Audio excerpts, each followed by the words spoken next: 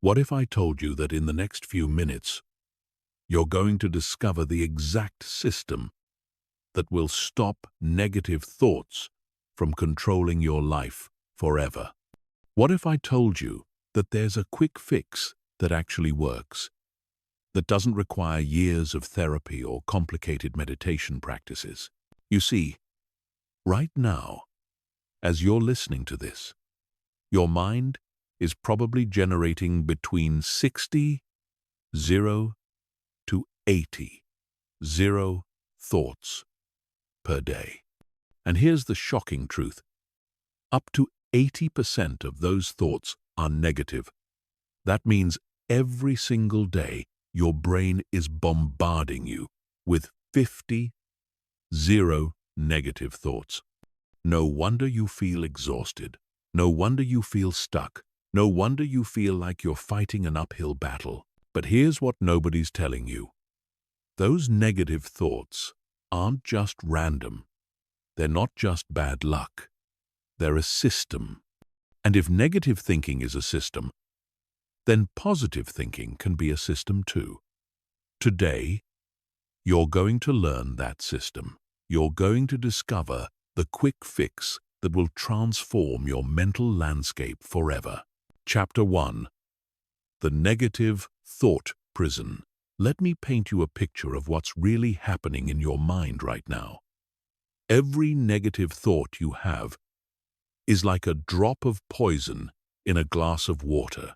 One drop might not seem like much, but when you're adding 50 drops every single day, that water becomes toxic, and you're drinking from that glass every moment of your life.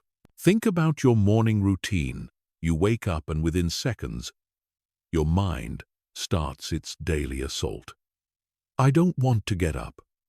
I'm already behind. This day is going to be terrible. I look awful. I'm not ready for what's coming. Before you've even brushed your teeth, you've already consumed dozens of these poison drops. But here's where it gets really insidious. These thoughts don't just stay in your head. They become your reality. Every negative thought you think sends a signal to your nervous system. Your body doesn't know the difference between a real threat and an imagined one. So when you think, I'm going to fail, your body responds as if failure is actually happening right now. Your heart rate increases, your muscles tense, stress hormones flood your system. Now multiply this by 50, 0 times per day, and you begin to understand why you feel the way you feel. You're not weak. You're not broken. You're not lacking willpower. You're living in a constant state of physiological stress because your thoughts are literally poisoning your system. The negative thought prison has 3 walls, and until you understand these walls, you'll never break free. The first wall is the automatic wall. These are the thoughts that just appear without your permission.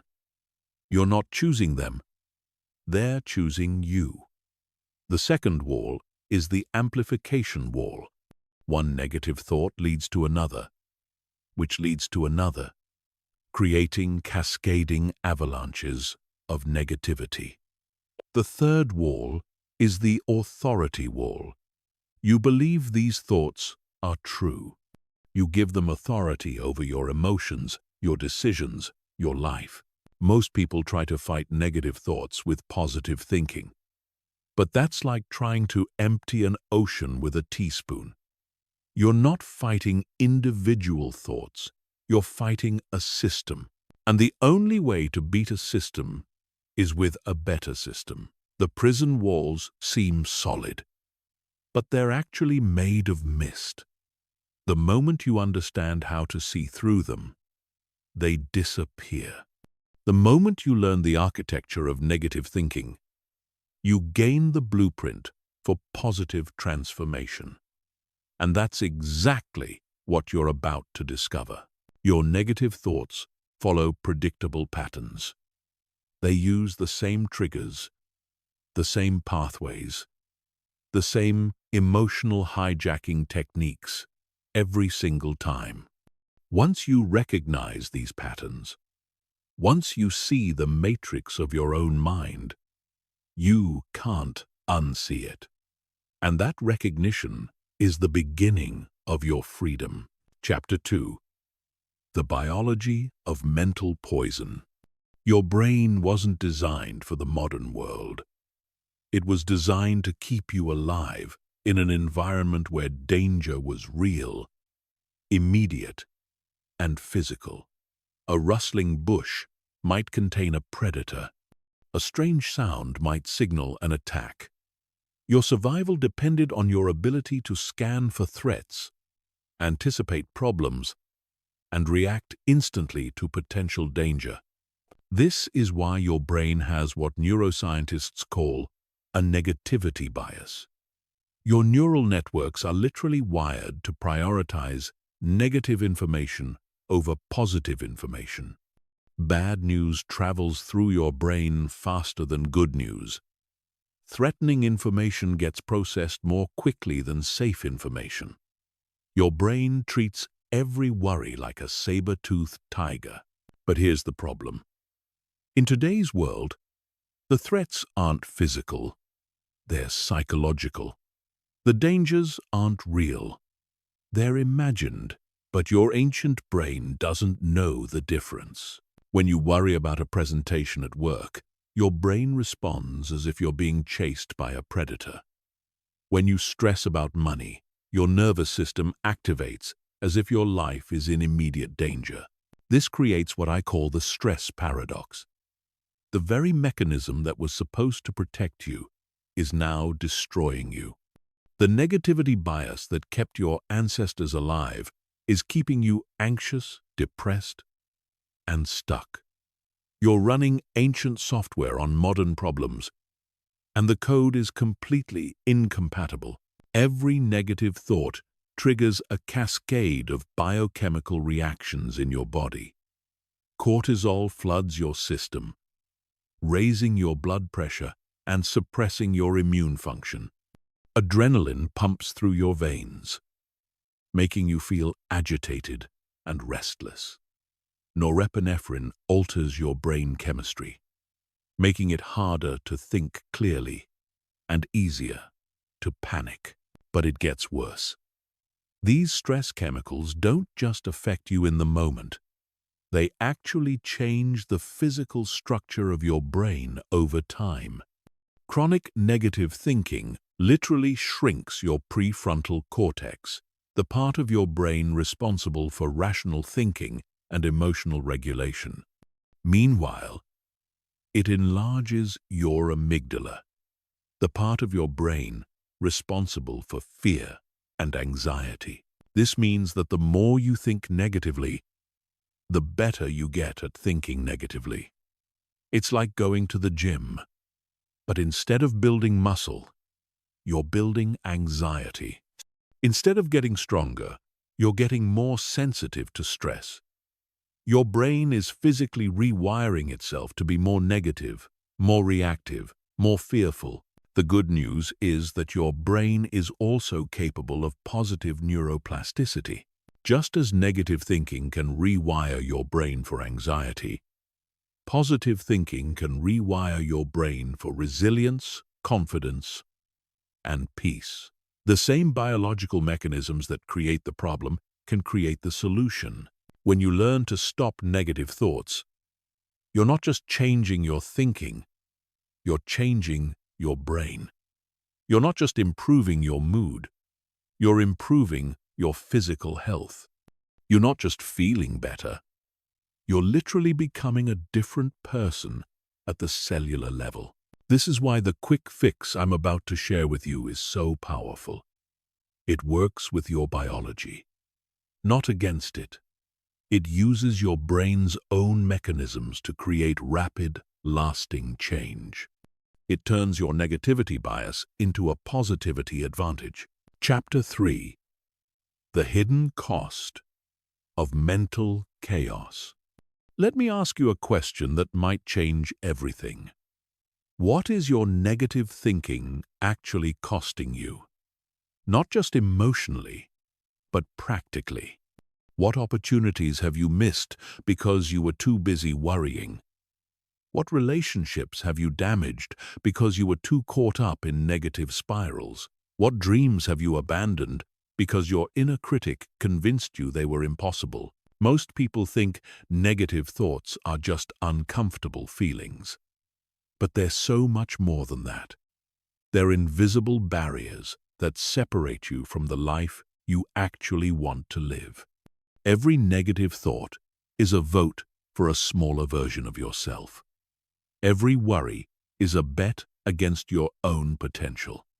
Every fear-based decision is a choice to shrink instead of expand. Let's start with your relationships. Negative thinking makes you a different person to be around. When your mind is consumed with worry, stress, and self-doubt, you can't be fully present with the people you love. You're physically there, but mentally, you're trapped in a prison of your own making. Your partner talks to you, but you're thinking about tomorrow's problems. Your children want your attention, but you're reliving yesterday's mistakes. Negative thinking also makes you hyper-reactive. Small problems feel like major crises. Minor criticisms feel like devastating attacks. Normal relationship challenges feel like relationship-ending disasters. You're not responding to reality. You're responding to the distorted version of reality that your negative thoughts have created. Now, let's talk about your career. Negative thinking is a creativity killer. When your mind is focused on what could go wrong, it can't focus on what could go right. When you're worried about failure, you can't envision success. When you're trapped in fear-based thinking, you miss opportunities that require courage, creativity, and confidence. I've seen incredibly talented people sabotage their own careers because their negative thinking convinced them they weren't good enough, smart enough, or qualified enough. They didn't apply for promotions they deserved. They didn't start businesses they were capable of running. They didn't take risks that could have transformed their lives.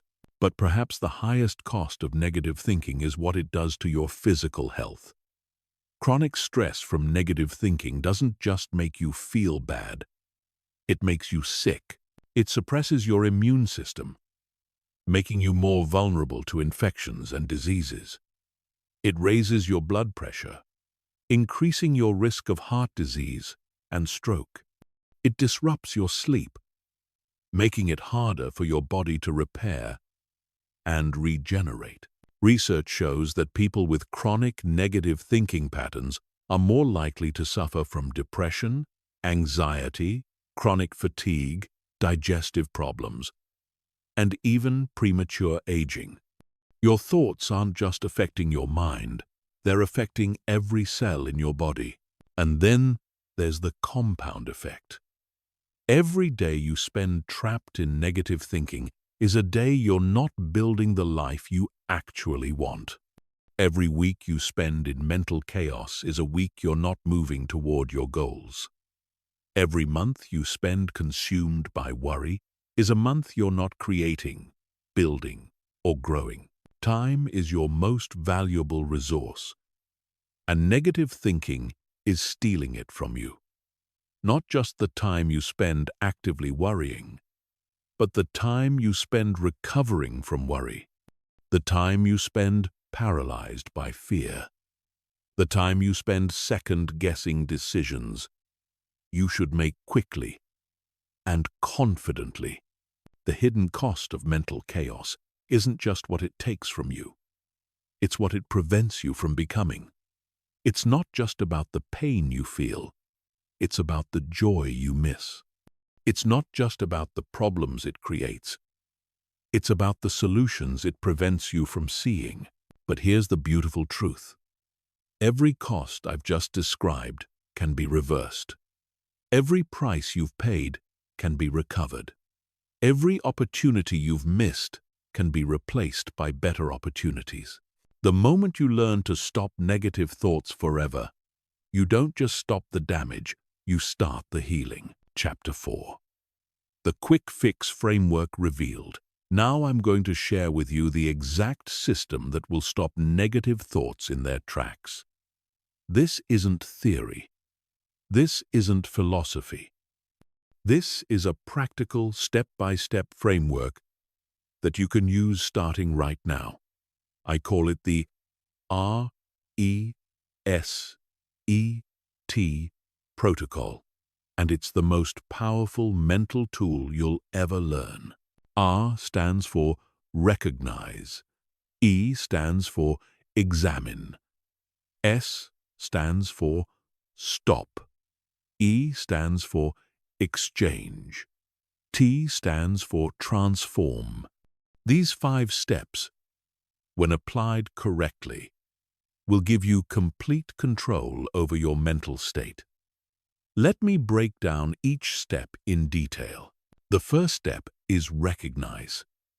Most negative thoughts operate below the level of consciousness. They're like background music in a store. You're being influenced by them, but you're not actively aware they're playing.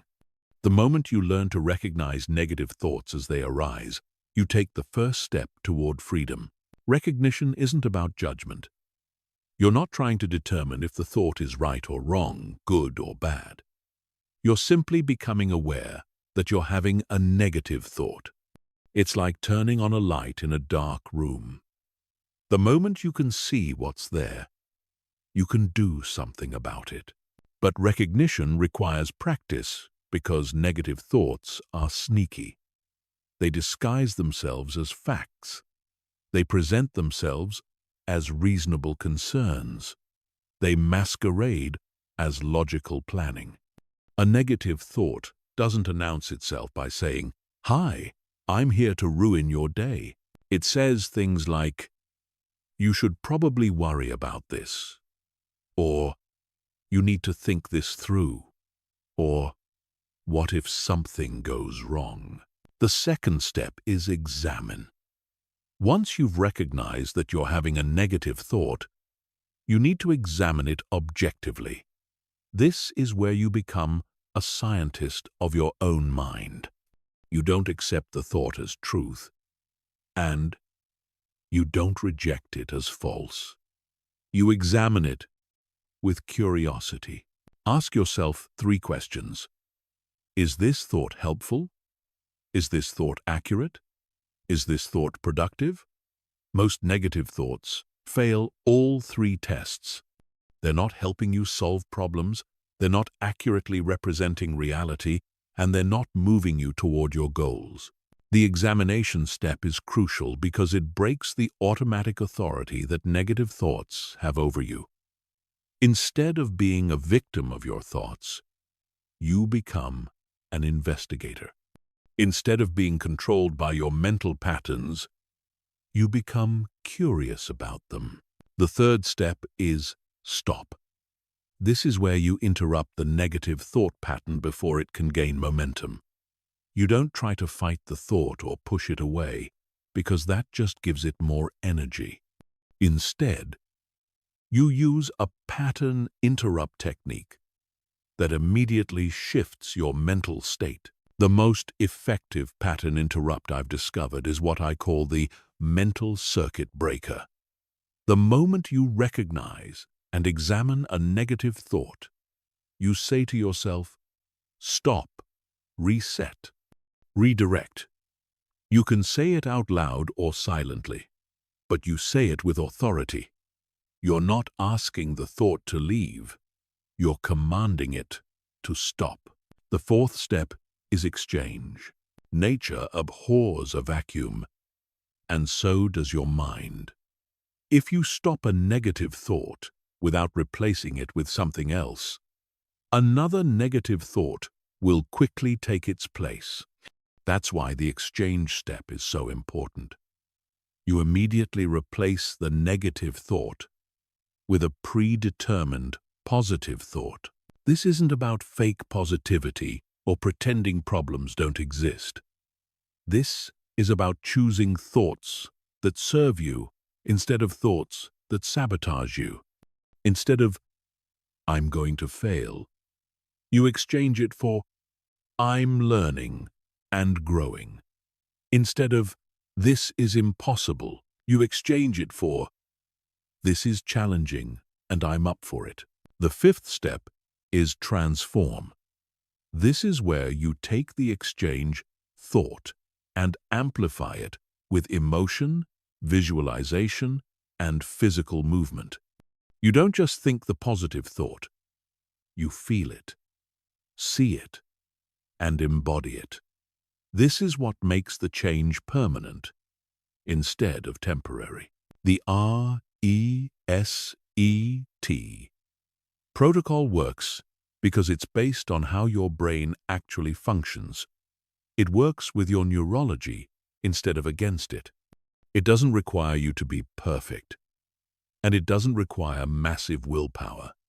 It just requires you to apply these 5 steps consistently whenever negative thoughts arise. The beauty of this system is that it gets easier with practice. The more you use it, the faster it works. Eventually, the process becomes automatic.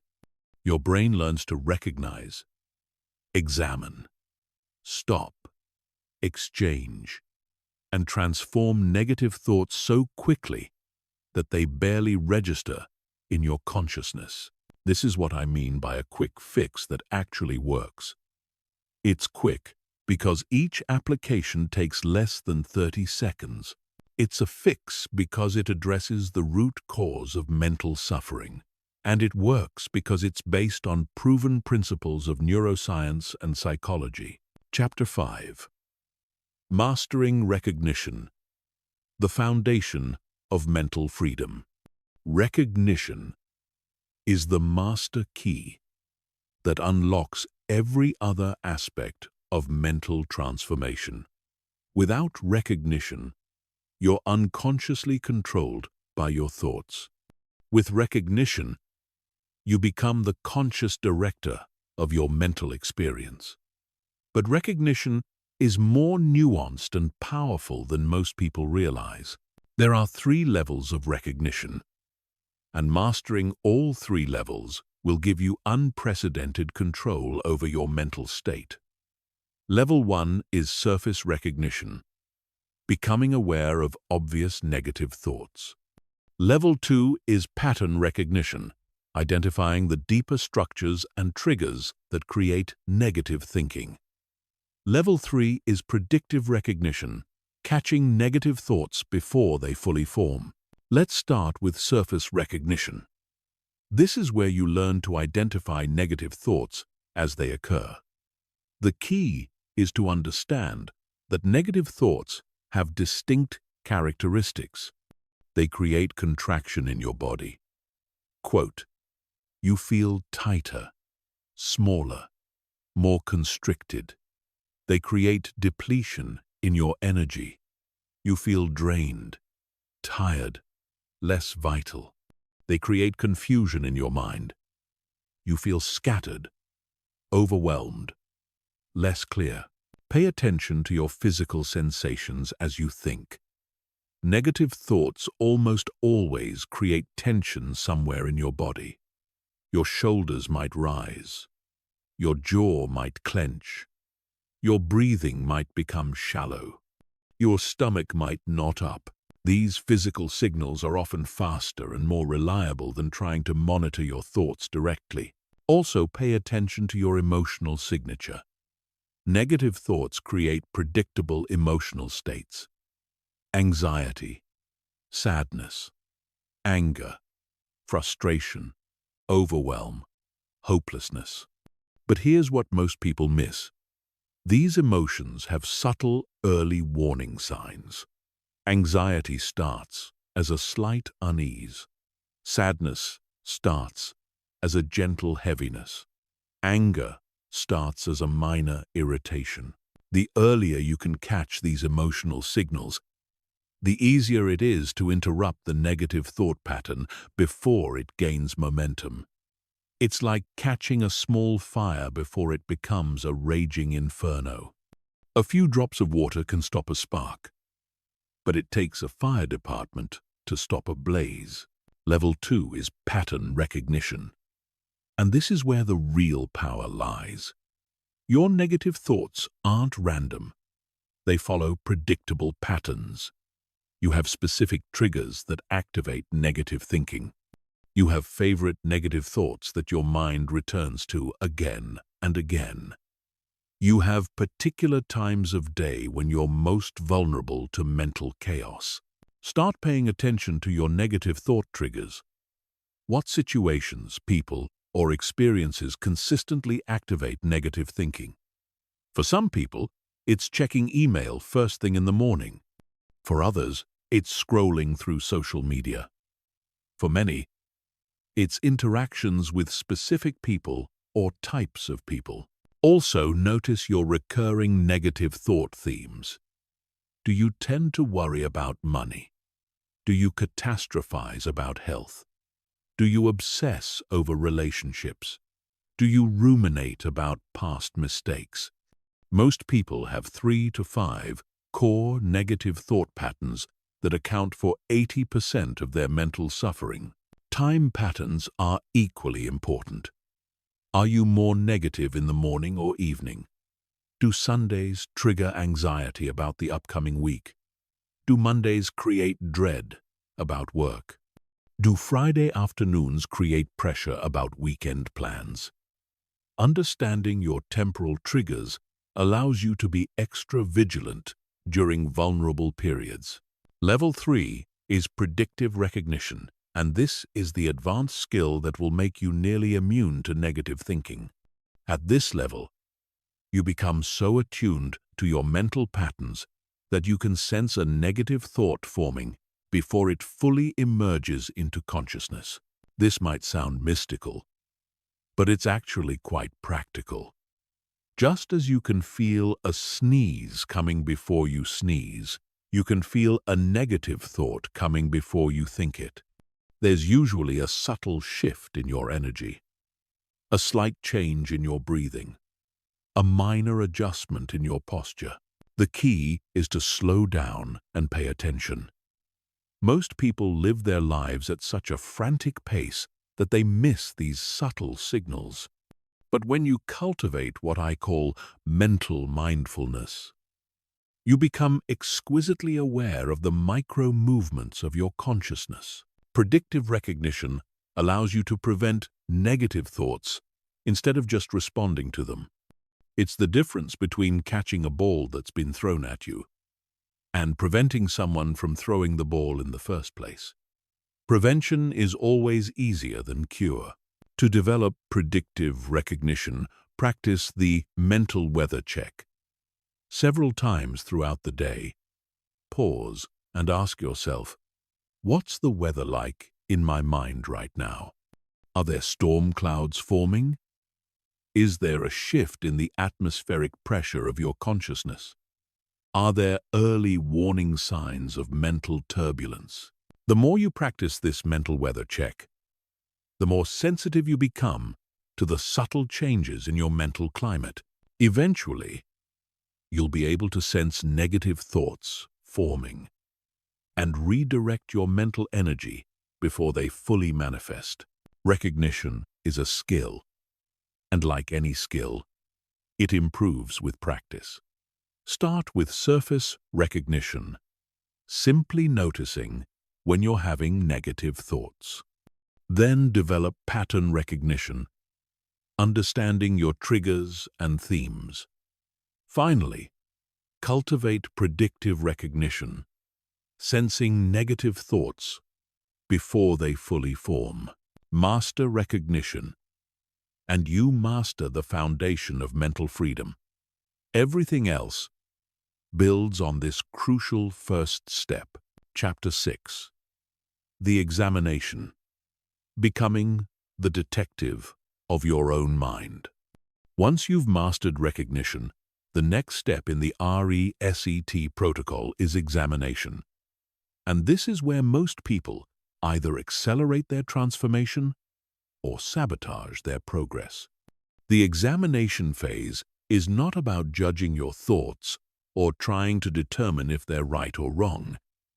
It's about becoming a neutral, curious observer of your own mental processes. Think of yourself as a detective investigating a crime scene. You don't arrive at the scene with predetermined conclusions. You don't get emotionally involved in the evidence. You simply observe, gather information, and analyze what you find. This is exactly the mindset you need to bring to examining your negative thoughts. The first tool in your examination toolkit is what I call the truth test. When a negative thought arises, you ask yourself one simple question. Is this thought based on facts or fears?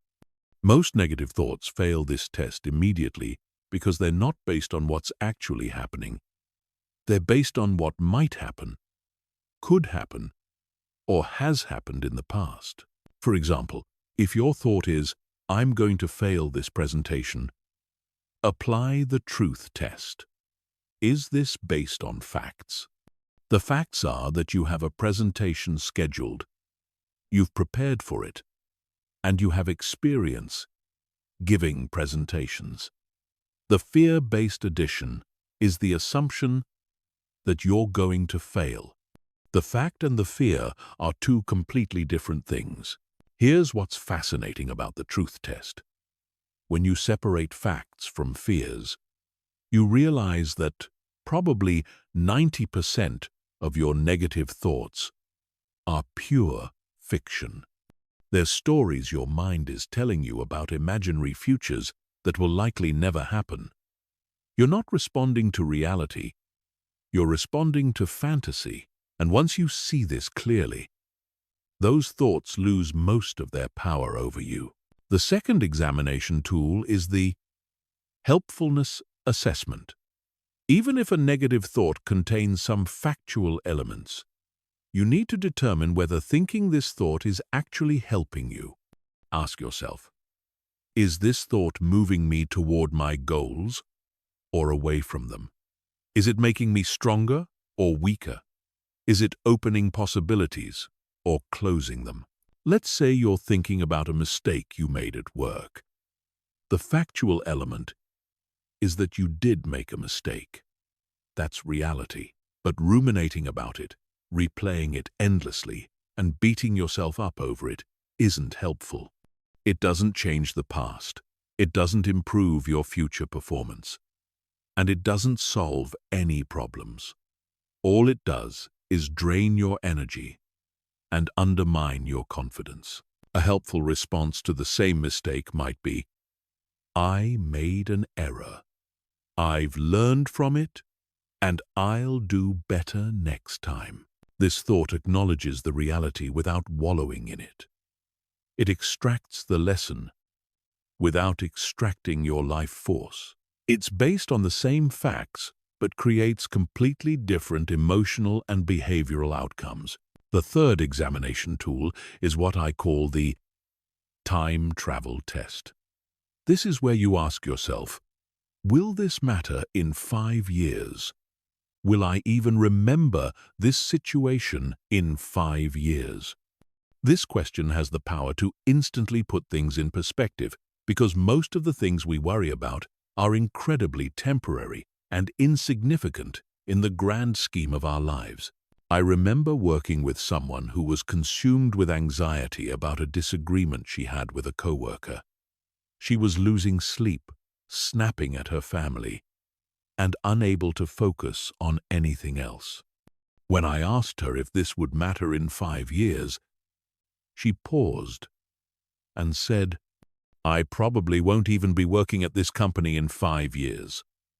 That single question shifted her entire perspective and allowed her to let go of days of mental torture. But the time travel test works in reverse too. Sometimes we avoid taking important actions because we're worried about temporary discomfort or short-term challenges. In these cases, ask yourself, if I don't take action on this, Where will I be in 5 years? What will I regret not doing?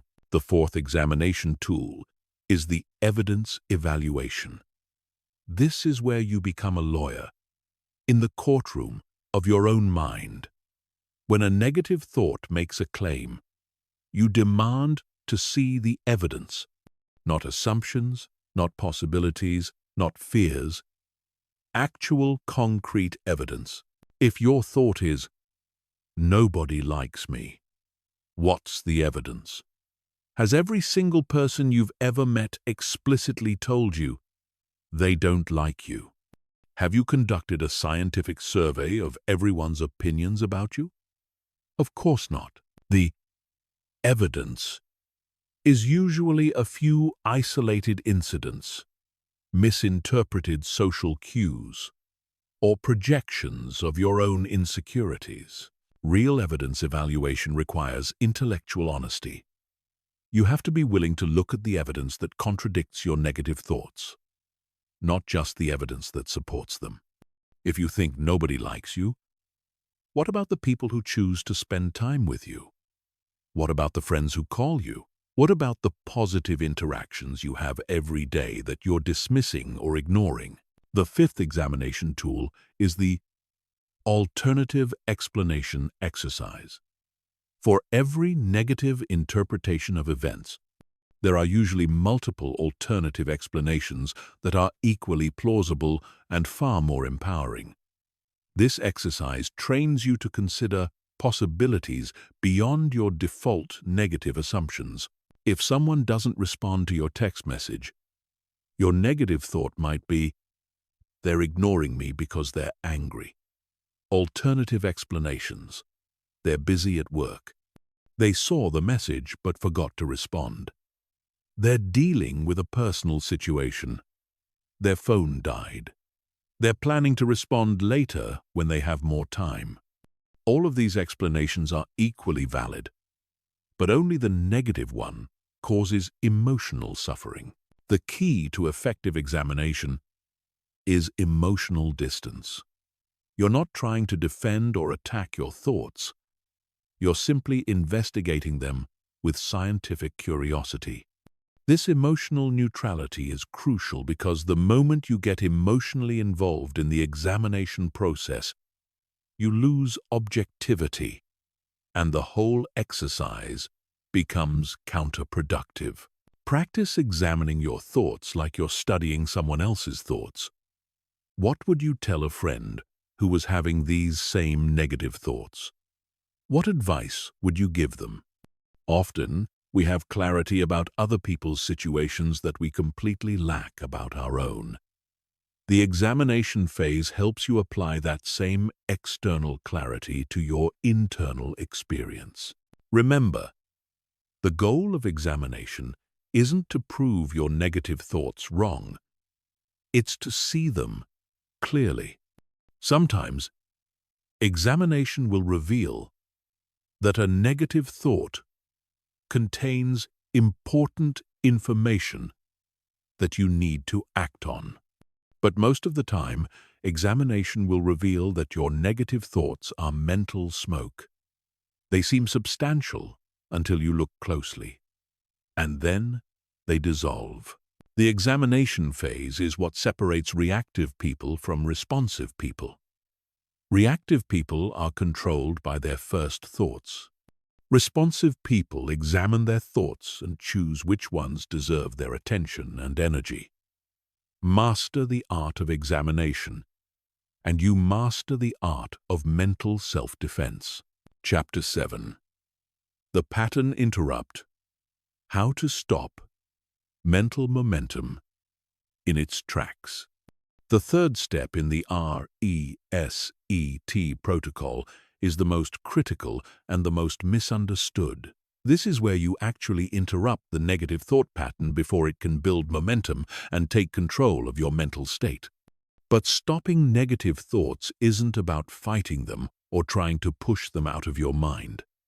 That approach not only doesn't work, it actually makes the thoughts stronger and more persistent. Think about what happens when you try not to think about a white elephant. The moment someone says, "Don't think about a white elephant," what immediately appears in your mind? A white elephant. This is because your brain can't process the word don't. It only hears white elephant and creates exactly what you're trying to avoid. The same principle applies to negative thoughts. When you try to fight a negative thought, when you resist it or push against it, you're actually giving it more energy and attention. You're feeding the very thing you're trying to starve. This is why willpower and positive thinking alone are ineffective strategies for dealing with negative thoughts. Instead of fighting negative thoughts, you interrupt them. And the most powerful way to interrupt a negative thought is with what I call the circuit breaker technique. Just like an electrical circuit breaker stops the flow of electricity when there's an overload, this technique stops the flow of negative mental energy when there's a thought overload. The circuit breaker technique has three components: the stop command, the physical reset, and the attention redirect. Let me break down each component in detail. The stop command is a firm, authoritative mental instruction that you give to your own mind.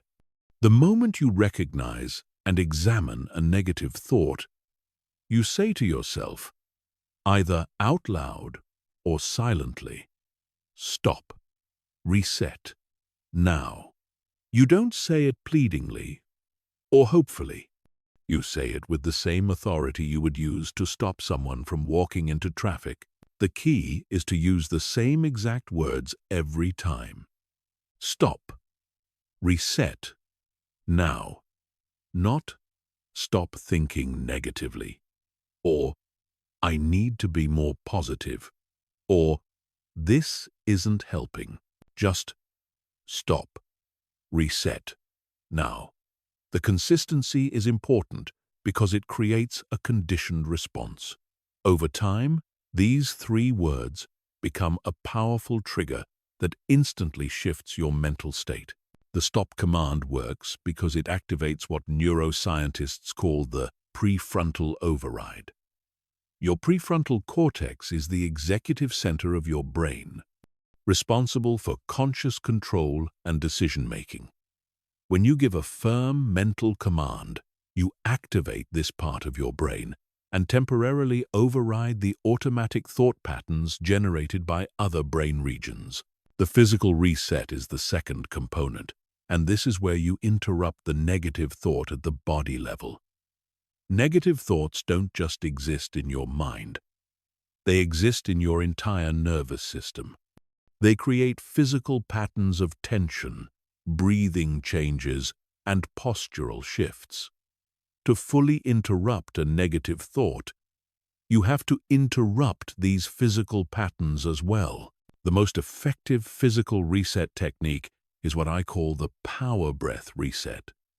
The moment you give the stop command, you immediately take one deep breath in through your nose, hold it for 3 seconds, and then release it forcefully through your mouth with a whoosh sound. This single breath interrupts the stress response in your nervous system and creates an immediate sense of relief and control. But the physical reset can also include other movements. You might shake your hands vigorously for 5 seconds. You might roll your shoulders back and stand up straighter. You might splash cold water on your face or step outside for a moment. The key is to choose one specific physical action that you do every time, so it becomes part of your automatic response pattern. The attention redirect is the third component. And this is where you immediately focus your attention on something specific and concrete in your immediate environment. This isn't about replacing the negative thought with a positive thought, yet that comes in the next step. This is simply about redirecting your attention away from internal mental chatter and toward external sensory input. The most effective attention redirect technique is the 5-4-3-2-1 grounding exercise. You identify 5 things you can see, 4 things you can touch, 3 things you can hear, 2 things you can smell, and 1 thing you can taste. This exercise grounds you in the present moment and breaks the hypnotic trance of negative thinking. Alternative attention redirect techniques include focusing intently on your breathing for 30 seconds, counting backwards from 100 by sevens, or describing everything you can see in your immediate environment in great detail. The goal is to occupy your conscious attention with something neutral and present moment focused. The circuit breaker technique works because it addresses negative thoughts at 3 levels simultaneously: mental, physical, and attentional. Most people try to stop negative thoughts with mental effort alone, but negative thinking is a whole-body experience that requires a whole-body solution. Here's what's crucial to understand. The circuit breaker technique isn't about making negative thoughts disappear forever. It's about stopping them from gaining momentum and taking control of your mental state. Think of negative thoughts like small fires. If you catch them early and interrupt them quickly, they go out easily. But if you let them burn unchecked, they become raging infernos that consume all your mental resources. The timing of the pattern interrupt is critical. The longer you wait after recognizing a negative thought, the more momentum it builds, and the harder it becomes to interrupt. This is why the examination phase should be brief, just long enough to see the thought clearly, but not so long that the thought has time to multiply and spread.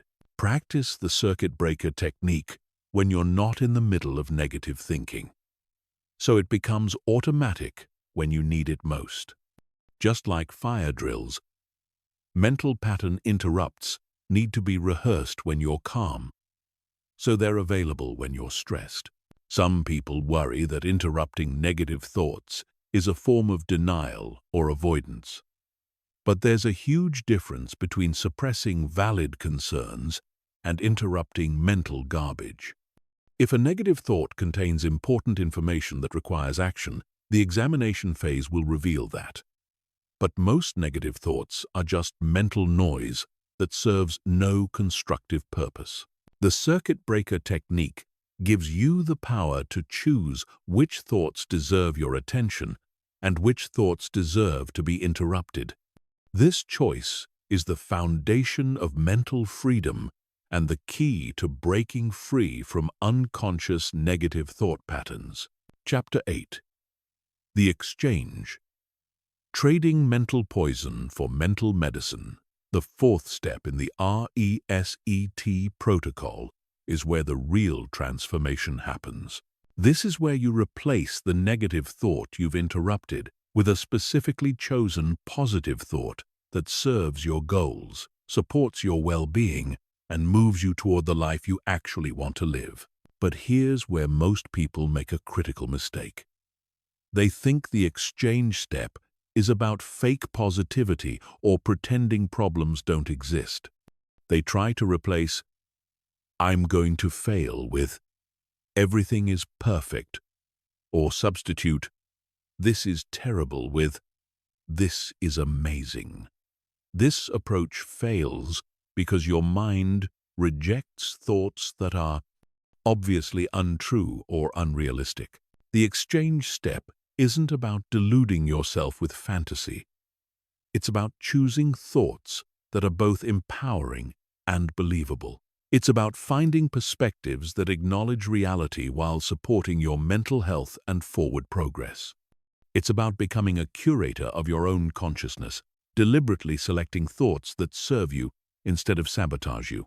The key to effective thought exchange is understanding the difference between positive thinking and powerful thinking. Positive thinking tries to make everything seem good. Powerful thinking acknowledges challenges while maintaining agency, capability, and forward momentum. Powerful thinking is realistic optimism rather than delusional positivity. For example, if your negative thought is, "I'm terrible at this," a positive thinking replacement might be, "I'm amazing at this."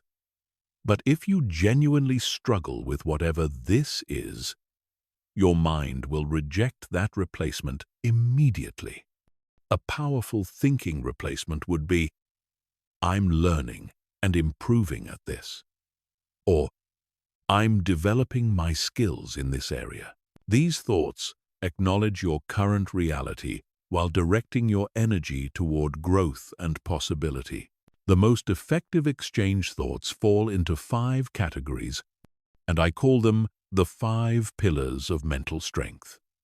Understanding these 5 pillars will give you a framework for creating exchange thoughts that are both believable and empowering. The first pillar is growth orientation. Instead of thoughts that assume fixed limitations, you choose thoughts that assume continuous development. Instead of, "I'm not good at public speaking," you think, "I'm becoming more confident at public speaking." Instead of, "I always mess up relationships," you think, "I'm learning how to build healthier relationships."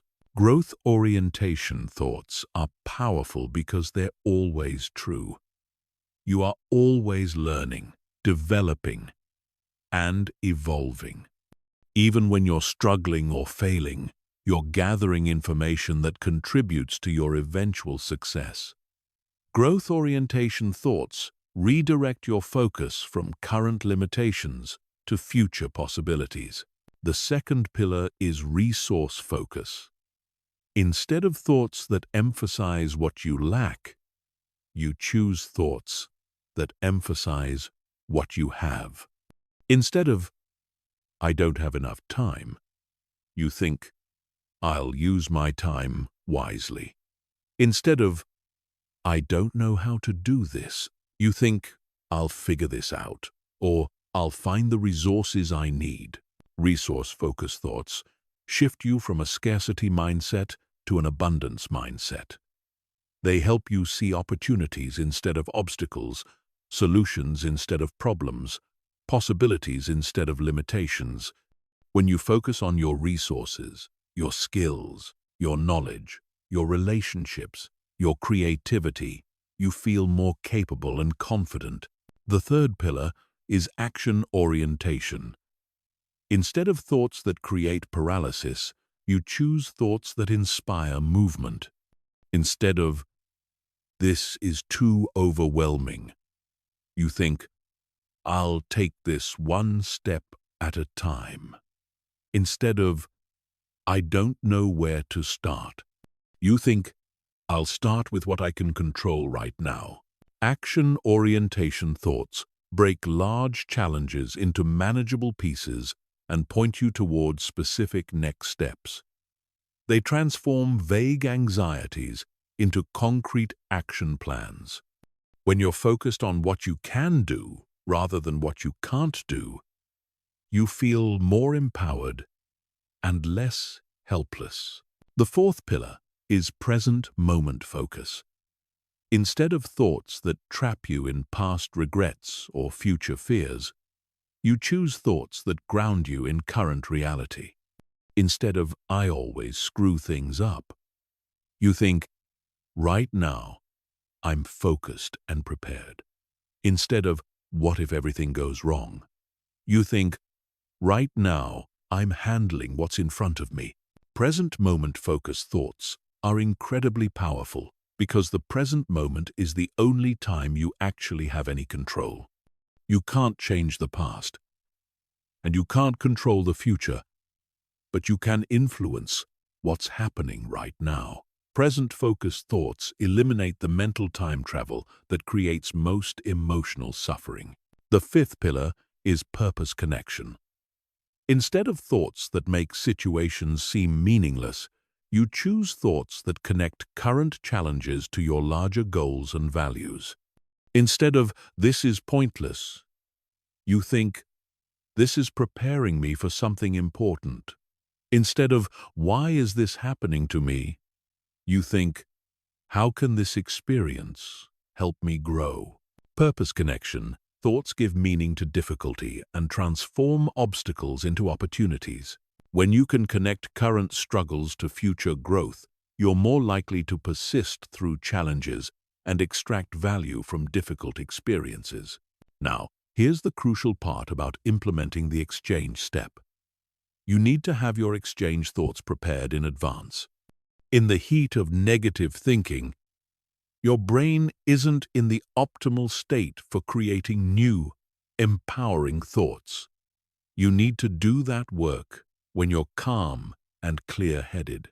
I recommend creating what I call an exchange thought library, a personal collection of powerful, believable thoughts that you can use to replace common negative thought patterns. Start by identifying your most frequent negative thoughts. Then craft specific exchange thoughts for each one using the 5 pillars framework. For instance, if you frequently think, "I'm not smart enough," your exchange thought library might include, "I'm capable of learning what I need to know," growth orientation. "I have intelligence and I can develop it further," resource focus. "I'll educate myself about this topic," action orientation. "Right now, I'm thinking clearly and making progress," present moment focus. And "learning new things helps me become the person I want to be," purpose connection. The more you practice the exchange step, the faster and more automatic it becomes. Eventually, positive, powerful thoughts will start arising spontaneously to replace negative thoughts without conscious effort on your part. This is when you know you've successfully rewired your mental patterns. Remember, the goal isn't to eliminate all challenging thoughts or difficult emotions. The goal is to ensure that your predominant thought patterns support your well-being and forward progress rather than undermining them. The exchange step gives you conscious control over the mental software that's running in the background of your life. Chapter 9. The transformation, making new thoughts stick forever. The 5th and final step in the RESET protocol is what separates temporary relief from permanent transformation. This is where you take the positive exchange thought and anchor it so deeply in your nervous system that it becomes your new automatic response. Without this step, you'll find yourself having to repeat the entire process over and over again with the same negative thoughts. Transformation happens when you engage multiple channels of your nervous system simultaneously. Most people try to change their thoughts with thinking alone, but thoughts are just one channel of human experience. To create lasting change, you need to involve emotion, visualization, and physical sensation. You need to make the new thought feel real, not just sound reasonable. The transformation step has 4 components, and I call them the live formula: linguistic programming, imagery activation, visceral engagement, and energetic embodiment. Each component reinforces the others, creating a synergistic effect that makes new thought patterns stick permanently. Linguistic programming is the first component, and this is where you enhance the exchange thought with specific language patterns that increase its impact on your subconscious mind. Not all words are created equal. Some words create expansion in your nervous system, while others create contraction. Some words inspire action, while others promote passivity. For example, instead of saying, "I'm trying to be more confident," you say, "I am becoming more confident every day." The word "trying" implies struggle, and possible failure, while becoming implies inevitable progress. Instead of, "I hope I can handle this," you say, "I am fully capable of handling this." Hope is passive and uncertain, while capability is active and confident. The most powerful linguistic programming technique is what I call identity integration. Instead of thinking thoughts about what you want to do or achieve, you think thoughts about who you are becoming. Instead of, "I want to be successful," you think, "I am a person who creates success." Instead of, "I need to be more disciplined," you think, "I am someone who follows through on commitments." Identity integration works because your subconscious mind is always working to make your actions consistent with your sense of identity. When you think of yourself as a confident person, you automatically start acting more confidently. When you see yourself as someone who solves problems, you naturally look for solutions instead of dwelling on difficulties. Imagery activation is the second component. And this is where you create vivid mental pictures that support your new thought pattern. Your brain processes images much faster and more powerfully than words. When you combine linguistic programming with visual imagery, you create thoughts that your mind can't ignore or forget. The key to effective imagery activation is specificity and multisensory detail. Don't just see yourself succeeding. See the specific environment where you're succeeding. Hear the sounds around you. Feel the physical sensations in your body. Notice the expressions on people's faces. Experience the emotions flowing through you.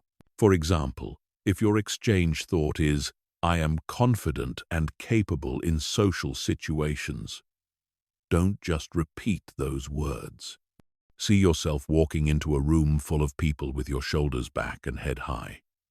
Hear yourself speaking clearly and engagingly. Feel the relaxation in your muscles and the steady rhythm of your breathing. Notice people responding positively to your presence. Experience the satisfaction and enjoyment of social connection. The more vivid and detailed your mental imagery, the more real it becomes to your subconscious mind. Your brain starts creating neural pathways as if these experiences were actually happening, which makes it much easier to act confidently in real social situations. Visceral engagement is the third component, and this is where you feel the new thought pattern in your body. Thoughts aren't just mental events, they're physical events that create specific sensations throughout your nervous system. Negative thoughts create contraction, tension, and depletion.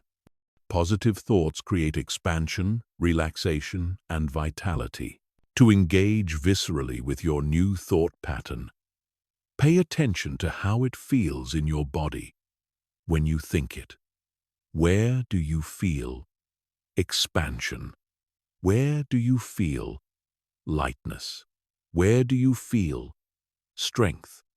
Amplify these sensations by breathing into them, moving your body in ways that enhance them, and focusing your attention on the most pleasant physical feelings.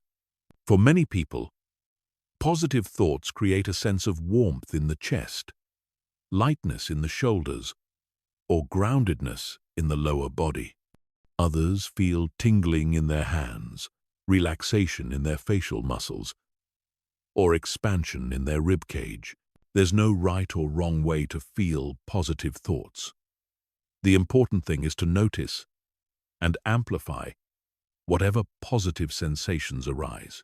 Energetic embodiment is the fourth component, and this is where you express the new thought pattern through movement and posture. Your body language doesn't just reflect your thoughts, it actually influences them. When you stand like a confident person, you feel more confident. When you move like an energetic person, you become more energetic. The most powerful energetic embodiment technique is what I call physical claiming. After you've programmed the language, activated the imagery, and engaged viscerally with your new thought, you do something physical that claims that thought as your new reality. You might stand up straighter, smile more broadly, take a deep breath and stretch your arms wide, or take 3 confident steps forward. Physical claiming works because it creates what psychologists call embodied cognition, the phenomenon where physical actions influence mental states. When you physically embody confidence, your brain receives feedback that you are indeed confident, which reinforces the new thought pattern at a neurological level. The live formula should be applied immediately after the exchange step, while your mind is still focused on the new thought. The entire transformation process should take no more than 60–90 seconds. Any longer than that, and you risk losing focus and momentum. Here's what a complete transformation sequence might look like. You recognize a negative thought. This presentation is going to be a disaster. Examine it briefly. No evidence. Not helpful. Based on fear. Not facts. Interrupt it. Stop. Reset. Now. Plus a deep breath. Exchange it. I am well prepared and will deliver value to my audience.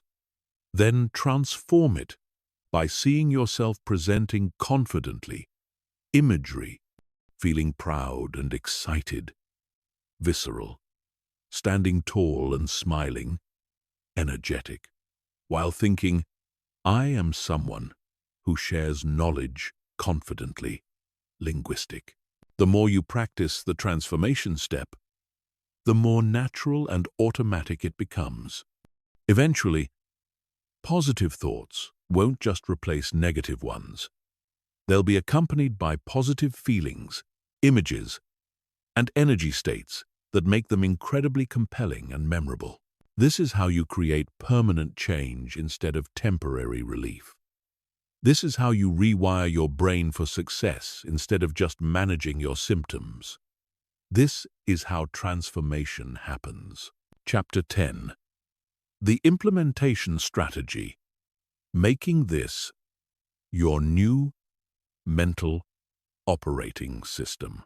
Now that you understand all 5 steps of the RESET protocol, the critical question becomes, how do you implement this system so effectively that it becomes your automatic response to negative thinking? How do you transform a technique into a lifestyle? How do you make this your new mental operating system rather than just another tool you sometimes remember to use? Implementation is where most people fail. Not because the system doesn't work, but because they approach implementation randomly instead of strategically. They try to use the RESET protocol only when they remember it, only when they're already deep in negative thinking, or only when they're feeling motivated. This scattered approach produces scattered results. Successful implementation requires what I call the 3-phase integration process. Phase 1 is foundation building, where you practice the system when you don't need it. Phase 2 is real-time application, where you use the system during actual negative thinking episodes. Phase 3 is automatic integration, where the system becomes your unconscious default response. Phase 1, foundation building, is absolutely critical. But most people skip it entirely. They want to wait until they're having negative thoughts to practice the RESET protocol. But that's like trying to learn to drive during a car chase. The middle of mental chaos is not the time to learn new mental skills. During foundation building, you practice each step of the protocol with manufactured scenarios. You imagine common negative thought situations and rehearse your response. You practice recognition by deliberately monitoring your thoughts throughout the day. You practice examination by questioning thoughts that aren't even particularly negative. You practice the circuit breaker technique during calm moments so it becomes automatic. You practice exchange by developing your personal exchange thought library, creating powerful replacement thoughts for your most common negative patterns. And you practice transformation by regularly engaging the live formula with your exchange thoughts, strengthening the neural pathways that support positive thinking. I recommend spending at least 2 weeks in foundation building mode, practicing the protocol 3-5 times per day during neutral moments. Set random alarms on your phone, and whenever they go off, run through the entire R-E-S-E-T sequence with whatever thoughts happen to be in your mind at that moment. This foundation practice serves multiple purposes. It makes each step of the protocol automatic, so you don't have to consciously remember what to do when negative thoughts arise. It builds confidence in your ability to control your mental state, which makes you less afraid of negative thoughts when they do occur. And it starts rewiring your brain toward positive thinking patterns even before you face major mental challenges. Phase 2, real-time application, is where you start using the protocol during actual negative thinking episodes. But even here, there's a strategic approach that maximizes your success rate. Start with low-stakes negative thoughts rather than your most intense mental patterns. If you typically struggle with severe anxiety about major life decisions, don't make that your first real-world test case. Instead, practice with minor irritations, small disappointments, or everyday worries. Build your confidence and skill with manageable challenges before taking on your biggest mental obstacles. During real-time application, focus on speed rather than perfection. The goal is to interrupt negative thought patterns before they build momentum, which means applying the protocol within the first 30 seconds of recognizing negative thinking. It's better to do a quick, imperfect R-E-S-E-T sequence than to wait for the perfect moment and let the negative thoughts multiply. Also, expect some resistance during this phase. Your brain has been running negative thought patterns for years or decades, and it won't give them up without a fight. You might find yourself forgetting to use the protocol, or remembering only after you've been stuck in negative thinking for an hour.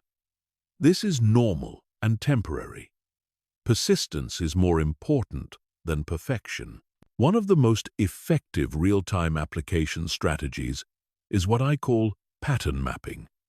Keep a simple log for 1 week, noting when negative thoughts occur, what triggers them, and how successfully you apply the RESET protocol. This gives you data about your mental patterns and helps you identify your most vulnerable times and situations. Most people discover that they have predictable negative thought patterns, certain times of day, specific situations, particular people, or recurring themes that consistently trigger mental chaos. Once you identify these patterns, you can be extra vigilant during high-risk periods and even use the protocol preemptively. Phase 3, automatic integration, is where the RESET protocol becomes your unconscious default response to negative thinking. You don't have to consciously decide to use it. It just happens automatically whenever negative thoughts arise. This typically occurs after 4-6 weeks of consistent practice, though some people experience it sooner. During automatic integration, the protocol becomes so natural that you sometimes complete the entire sequence without even realizing you've done it. You notice negative thoughts forming, but they don't gain traction because your mind automatically recognizes, examines, interrupts, exchanges, and transforms them before they can create emotional disturbance. This is when you know you've successfully reprogrammed your mental operating system. Negative thoughts still arise. They're a normal part of human consciousness, but they no longer control your emotional state or behavioral choices. They become like clouds passing through the sky of your awareness. Noticeable, but not significant. Present, but not persistent. To accelerate the integration process, I recommend 3 supplementary practices. First, end each day with a mental review where you reflect on how you handled your thoughts throughout the day. What worked well? What could be improved? What patterns are you noticing? Second, start each day with mental preparation, where you visualize yourself handling potential negative thoughts with ease and confidence. See yourself recognizing negative patterns early, applying the RESET protocol smoothly, and maintaining positive mental states throughout various challenging scenarios. Third, practice positive mental rehearsal, where you regularly visualize and feel the mental state you want to maintain. Don't just practice responding to negative thoughts. Practice generating and sustaining positive thoughts proactively. This builds mental strength rather than just mental defense. Remember, the goal isn't to never have another negative thought. The goal is to have complete choice about which thoughts you allow to influence your emotions and actions. The RESET protocol gives you that choice, but only if you implement it strategically and consistently. Your mental operating system took years to develop, and it won't change overnight. But with strategic implementation, you can create profound and permanent transformation in a matter of weeks. The key is treating this as a systematic process rather than a random technique, and approaching it with the same dedication you would bring to learning any other life-changing skill. Chapter 11. Advanced Mental Defense. Handling the trickiest negative thought patterns. Now that you've mastered the basic RESET protocol, it's time to address the advanced negative thought patterns that can slip through your defenses if you're not prepared for them. These are the sneaky, sophisticated forms of negative thinking that disguise themselves as logic, wisdom, or even positivity. They're the mental viruses that have evolved to bypass your conscious detection systems. The first advanced pattern I want to address is what I call logical negativity. These are negative thoughts that sound reasonable, rational, and well-founded. They present themselves as careful analysis or prudent planning, making them much harder to recognize and interrupt than obvious catastrophic thinking.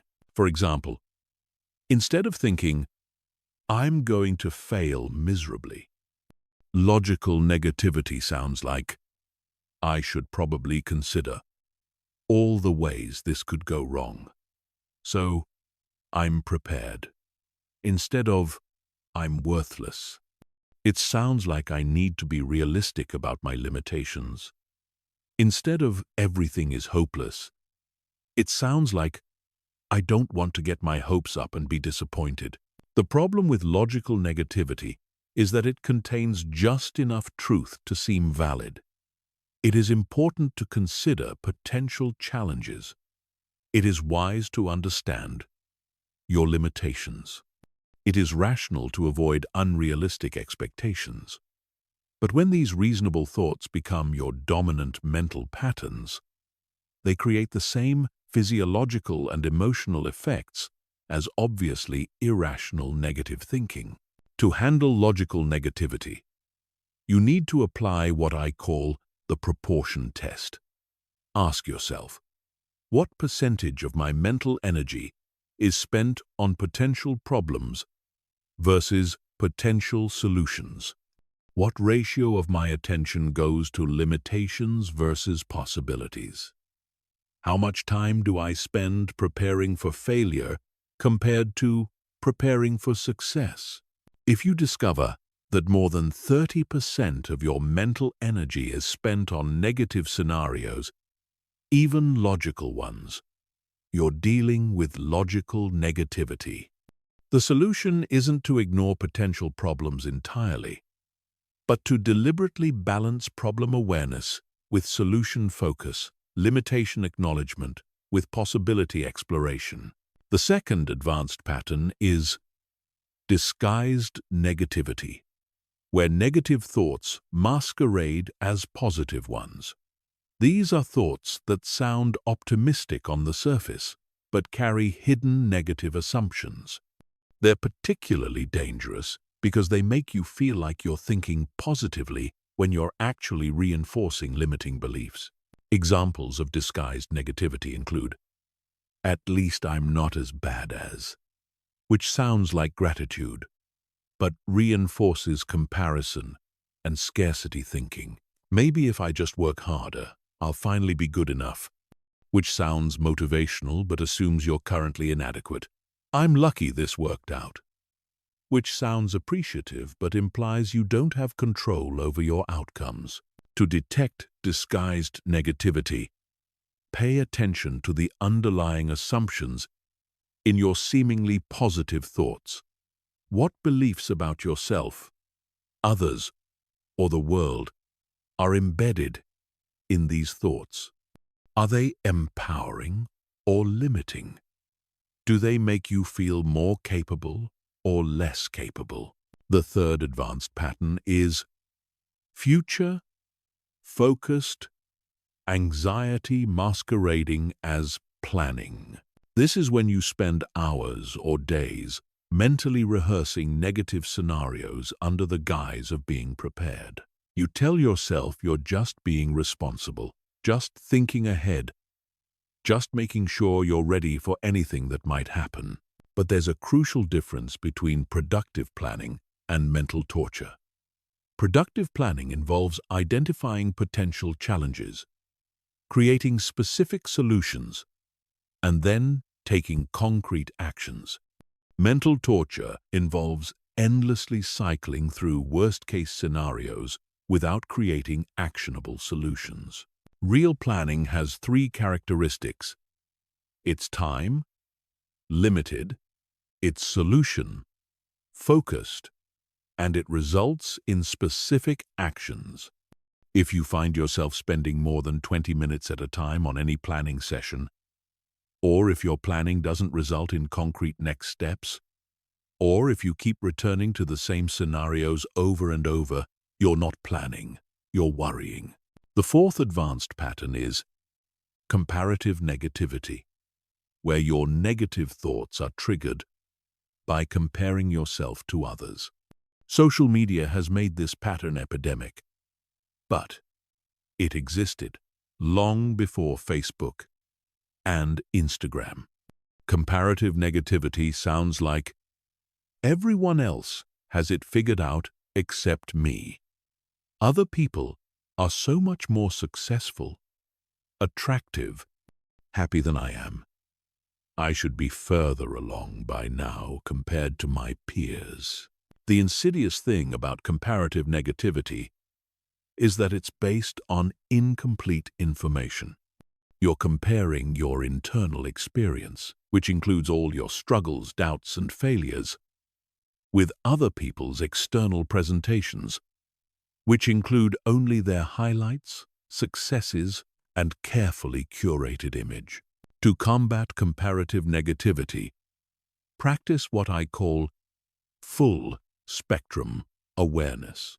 When you catch yourself comparing, remind yourself that you're seeing only a tiny fraction of other people's complete experience. Everyone struggles.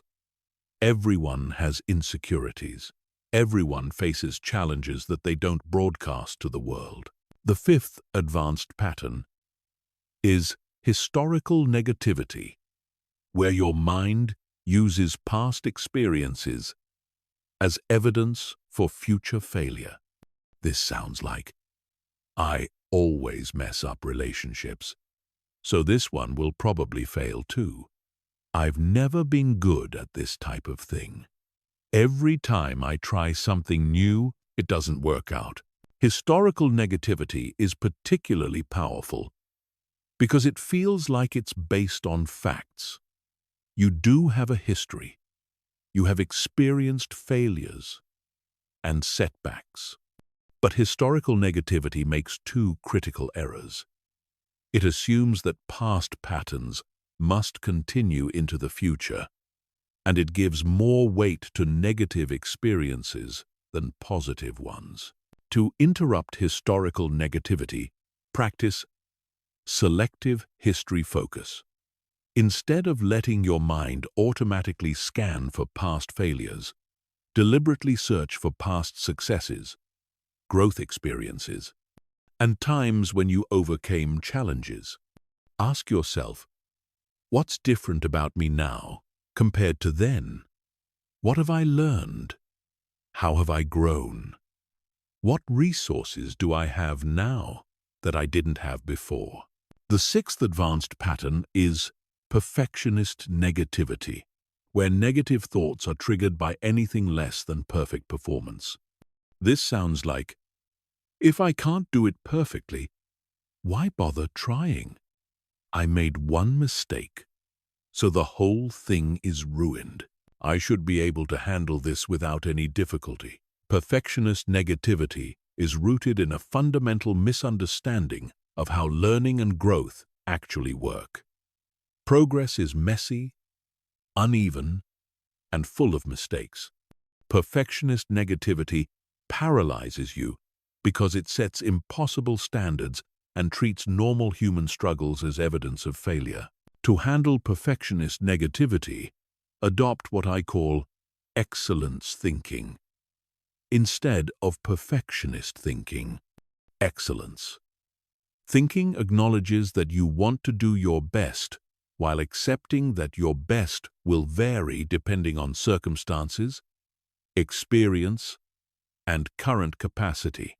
It focuses on improvement rather than perfection, progress rather than flawlessness.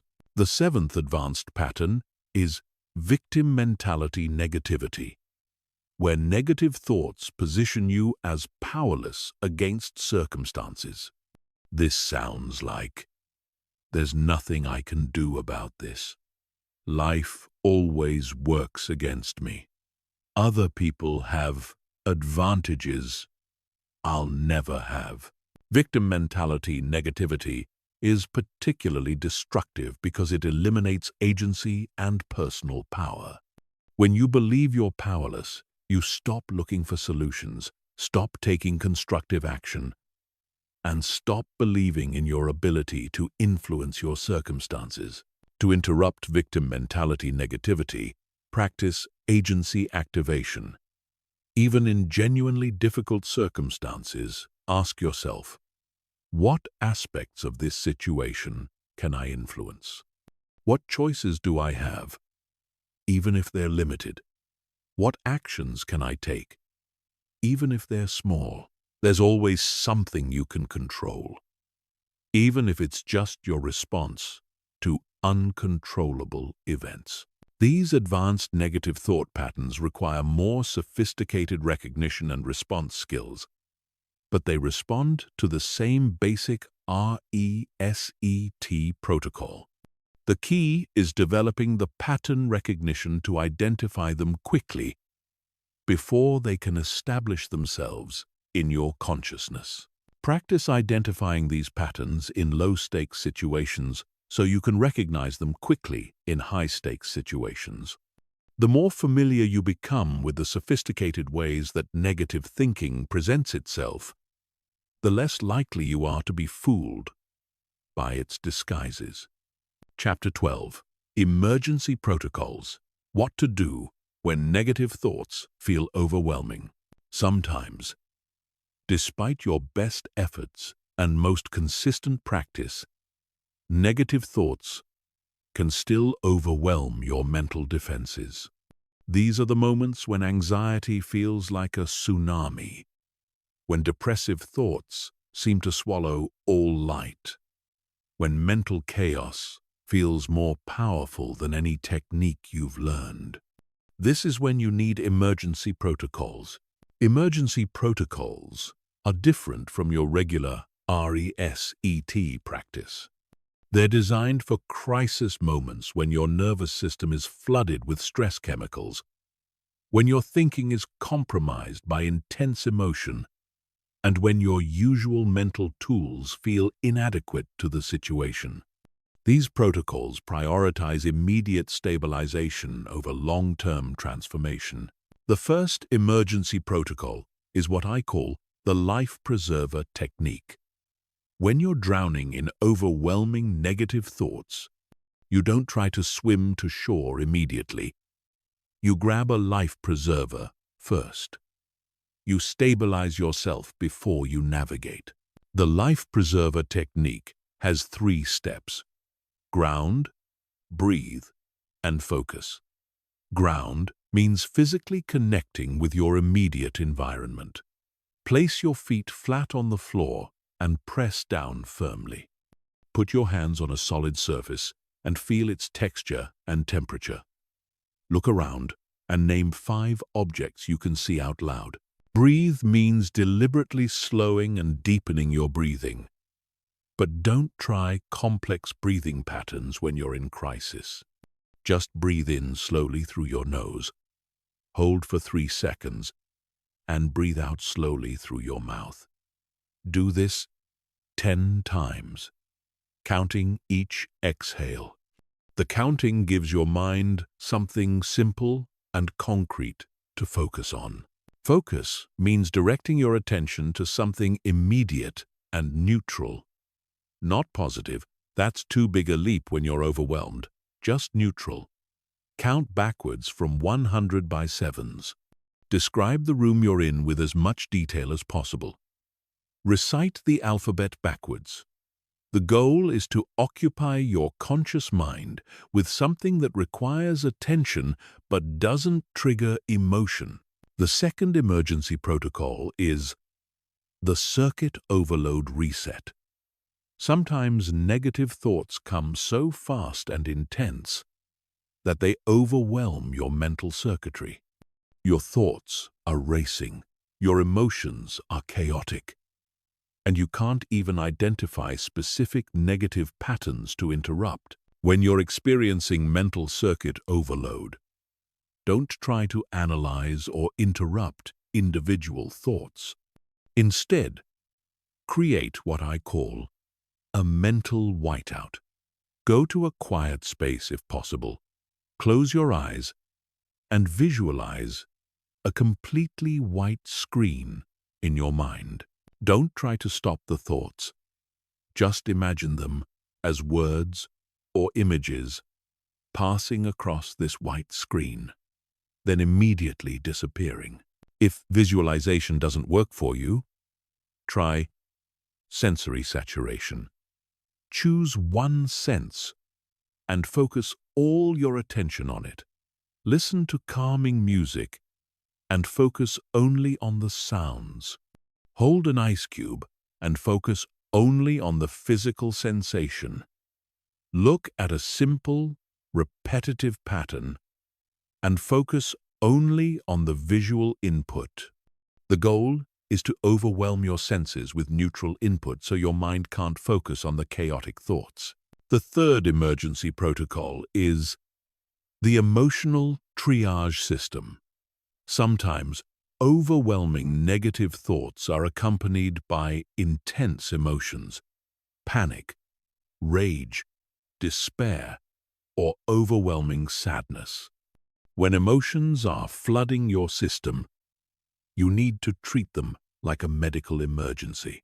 Emotional triage works like medical triage. You address the most urgent issue first.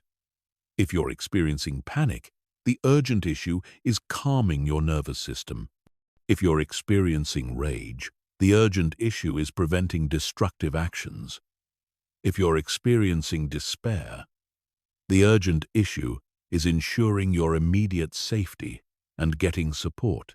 For panic, use the 5, 4, 3, 2, 1 grounding technique. Intensively, name 5 things you can see, 4 things you can touch, 3 things you can hear, 2 things you can smell, and 1 thing you can taste. Do this slowly and deliberately, spending at least 30 seconds on each sense.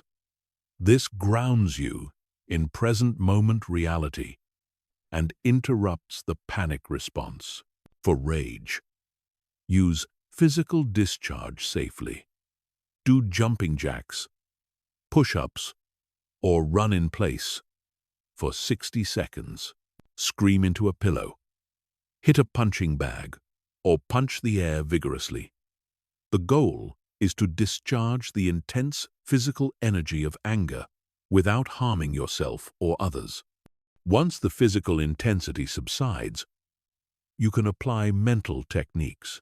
For despair, use connection and perspective. Reach out to someone you trust. Call a friend, family member, therapist, or crisis hotline. Don't try to handle overwhelming despair alone. Also, remind yourself that intense emotions are temporary. Say to yourself, "This feeling is intense, but it's not permanent. I felt differently before, and I'll feel differently again." The 4th emergency protocol is the strategic retreat. Sometimes the most intelligent response to overwhelming negative thoughts is temporary retreat.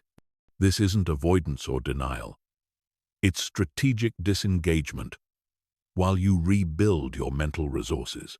Strategic retreat means removing yourself from situations that are intensifying your negative thinking.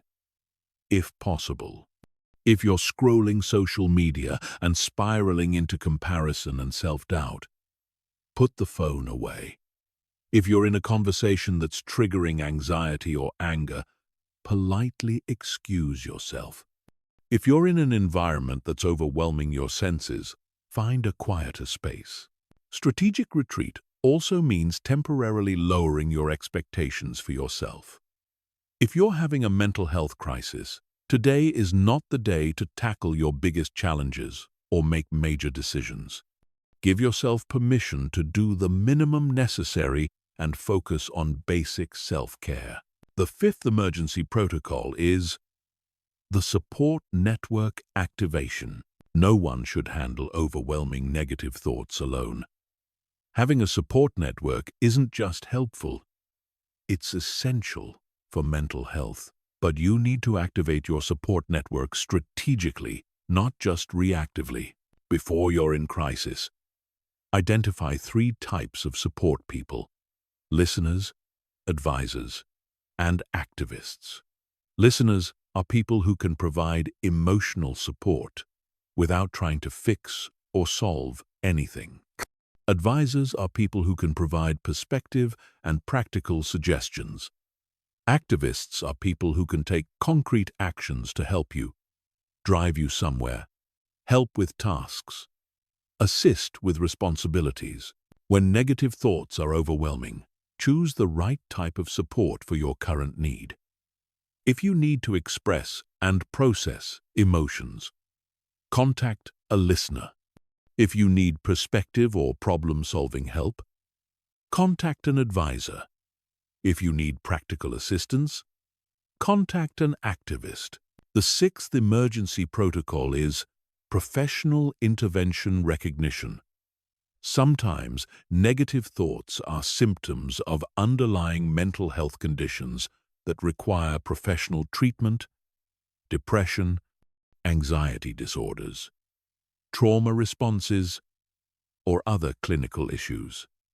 It's crucial to know when to seek professional help. Seek professional help immediately if you're having thoughts of harming yourself or others, if you're unable to function in daily life for more than a few days, if you're using substances to cope with negative thoughts, if your negative thinking is accompanied by significant changes in sleep, appetite, or energy, or if friends and family are expressing serious concern about your mental state. Remember, emergency protocols are for crisis situations. They're designed to get you through overwhelming moments, not to replace your regular mental health practices. Once you've stabilized using emergency protocols, return to your regular RESET practice and other positive mental health habits. The goal isn't to never need emergency protocols. The goal is to recognize when you need them and use them effectively to prevent mental health crises from becoming mental health catastrophes. Everyone has overwhelming moments. The difference between people who thrive and people who struggle is having effective tools for handling these inevitable challenges. Chapter 13. Specific scenarios. Customizing your approach for different life situations. While the RESET protocol works universally, different life situations require customized applications. Negative thoughts at work have different triggers and require different strategies than negative thoughts in relationships. Financial stress creates different mental patterns than health anxiety. Understanding how to adapt your approach for specific scenarios will make your practice more effective and practical. Let's start with workplace negative thinking, which affects nearly everyone at some point in their career. Work-related negative thoughts typically fall into several categories: performance anxiety, imposter syndrome, conflict with colleagues, fear of failure or criticism, and overwhelm from too many responsibilities. Performance anxiety at work often sounds like, "I'm going to mess up this presentation. Everyone will see that I don't know what I'm doing. I'm not qualified for this position." When applying the RESET protocol to performance anxiety, focus your exchange thoughts on competence and preparation rather than perfection. Instead of, "I'm going to nail this presentation perfectly," try, "I'm prepared and will deliver value to my colleagues." Instead of, "Everyone will think I'm amazing," try, "I have useful information to share and people will appreciate it." The goal is confidence based on realistic assessment of your abilities and preparation, not confidence based on fantasy outcomes. For workplace imposter syndrome, which sounds like, "I don't belong here," or "I'm fooling everyone and they'll figure it out eventually," focus your exchange thoughts on growth and contribution. "I'm learning and contributing every day. I was hired because I have valuable skills and potential. Everyone is learning and growing, including me." Relationship negative thinking requires a different approach because it involves other people's actions, emotions, and responses, factors you can't directly control. Relationship negativity often sounds like, "They don't really love me. I always ruin relationships. They're going to leave me. We're not compatible." When dealing with relationship negative thinking, The key is distinguishing between thoughts about your own behavior and thoughts about other people's behavior. You can control your own actions, words, and choices. You cannot control other people's feelings, decisions, or responses. Focus your exchange thoughts on your own agency within the relationship. Instead of, "They don't appreciate me," try, "I'm going to express my needs clearly and kindly." Instead of, "This relationship is doomed," try, "I'm committed to doing my part to make this relationship healthy and strong." For relationship anxiety specifically, practice secure attachment thinking. This means focusing on what you can give rather than what you might lose, what you can control rather than what you can't control, and present moment connection rather than future fears. Financial negative thinking is particularly challenging because money worries often involve real, practical concerns that can't be dismissed as pure anxiety. Financial negativity sounds like, "I'll never have enough money. I'm terrible with finances. One unexpected expense will ruin me." Rich people are greedy or dishonest. When applying the RESET protocol to financial negativity, distinguish between realistic financial planning and financial catastrophizing. Realistic planning involves creating budgets, building emergency funds, and making informed decisions. Catastrophizing involves endless worry about unlikely scenarios without taking constructive action. Focus your exchange thoughts on financial empowerment and education. Instead of, "I'll never be financially secure," try, "I'm learning to manage money wisely." Instead of, "I can't afford anything I want," try, "I'm making thoughtful choices about how to spend my money."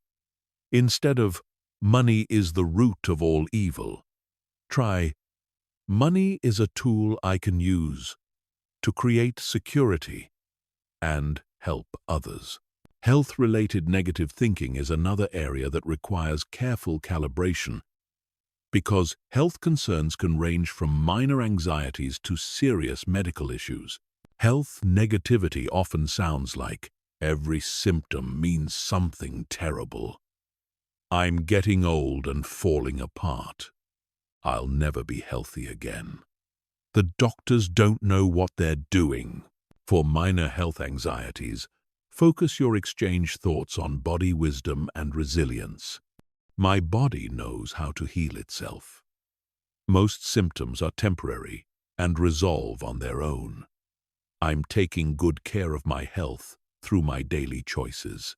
For serious health challenges, focus on agency and adaptation. I'm doing everything I can to support my health.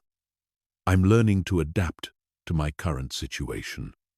I have the strength to handle whatever comes.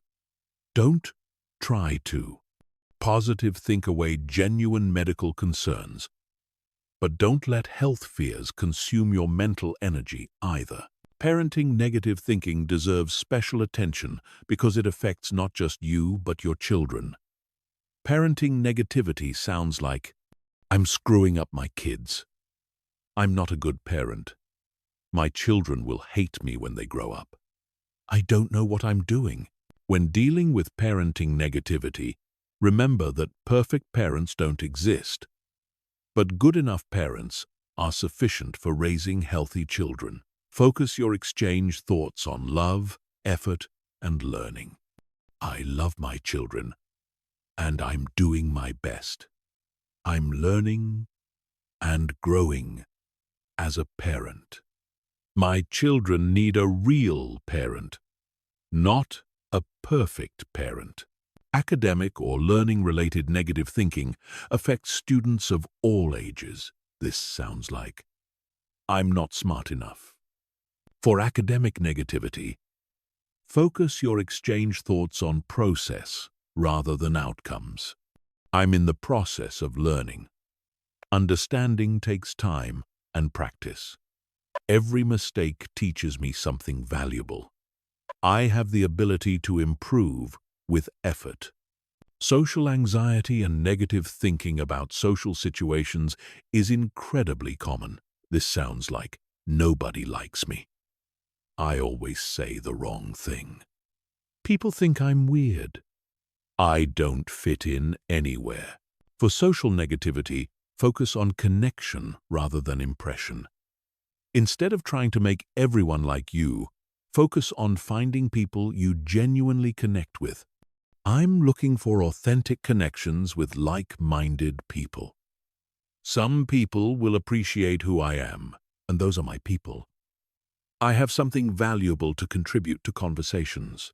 Career transition, negative thinking, affects people changing jobs, industries, or life directions. This sounds like, I'm too old to change careers. I don't have enough experience in this new field. I'm starting over from zero. This transition will never work out. For career transition negativity, focus on transferable skills and growth potential. I'm bringing valuable experience from my previous work. I have the ability to learn new skills. Transitions are opportunities for growth. Many people successfully change careers at all stages of life. Remember, the specific content of your exchange thoughts matters less than the emotional tone and underlying assumptions. Whether you're dealing with work stress, relationship challenges, financial concerns, health issues, parenting struggles, academic pressure, social anxiety, or career transitions, your exchange thoughts should be empowering, believable, and focused on what you can control. The key to customizing your RESET protocol for different scenarios is understanding the unique triggers, patterns, and emotional dynamics of each situation, then crafting exchange thoughts that specifically address those patterns with realistic optimism and personal agency. Chapter 14. Building long-term mental immunity. Creating a mind that naturally resists negativity. The ultimate goal of mastering negative thought control isn't just to respond effectively when negativity arises. It's to create a mental environment that naturally resists negative thinking and spontaneously generates positive, empowering thoughts. This is what I call mental immunity, and it's the difference between managing mental health problems and enjoying mental health abundance. Mental immunity works like physical immunity. When your physical immune system is strong, you don't get sick as often, and when you do get sick, you recover faster. When your mental immunity is strong, negative thoughts don't take hold as easily, and when they do arise, they dissipate quickly without creating lasting emotional disturbance. Building mental immunity requires understanding the 5 foundational elements that create a naturally positive mental environment: mental nutrition, cognitive strength training, emotional regulation mastery, environmental optimization, and purpose alignment. Mental nutrition refers to the quality of information and experiences you regularly consume. Just as your body needs good nutrition to maintain physical health, your mind needs good nutrition to maintain mental health. Poor mental nutrition includes excessive negative news, toxic social media content, pessimistic conversations, violent or disturbing entertainment, and any information that consistently makes you feel anxious, angry, or hopeless. Rich mental nutrition includes educational content that expands your knowledge and skills, inspirational stories of human achievement and resilience, beautiful art and music that elevates your emotions, time in nature that connects you to something larger than yourself, and conversations with positive, growth-oriented people. To improve your mental nutrition, conduct a mental diet audit. For 1 week, track everything you consume mentally: news, social media, podcasts, books, conversations, entertainment. Notice how each type of content affects your mood, energy, and thought patterns. Then deliberately increase your consumption of content that makes you feel more capable, hopeful, and inspired, while decreasing content that makes you feel more anxious, angry, or depressed. Cognitive strength training involves deliberately practicing mental skills that build resilience to negative thinking. Just as physical exercise builds muscle strength, cognitive strength training builds mental strength. The key exercises include gratitude practice, optimistic thinking rehearsal, problem-solving skill development, and cognitive flexibility training. Gratitude practice isn't just about feeling thankful. It's about training your brain to automatically scan for positive aspects of your experience. Spend 5 minutes each morning identifying 3 things you're genuinely grateful for, but focus on different things each day to avoid habituation. This trains your brain to notice positive elements that you might otherwise overlook. Optimistic thinking rehearsal involves regularly imagining positive outcomes for upcoming events. Before important meetings, social gatherings, or challenging situations, spend a few minutes visualizing things going well. See yourself handling challenges competently, connecting positively with others, and achieving good outcomes. This prepares your brain to notice and create positive possibilities. Problem-solving skill development involves practicing breaking down challenges into manageable pieces and generating multiple potential solutions. When you face any problem, even minor ones, resist the urge to immediately worry or complain. Instead, practice asking, "What are 3 different ways I could approach this?" This builds confidence in your ability to handle difficulties. Cognitive flexibility training involves deliberately considering alternative perspectives on situations. When you catch yourself thinking about something in a negative way, ask yourself, "What are 2 other ways I could interpret this situation?" This builds mental agility and prevents you from getting stuck in narrow, negative interpretations. Emotional regulation mastery is the ability to experience difficult emotions without being overwhelmed or controlled by them. This doesn't mean suppressing or avoiding negative emotions.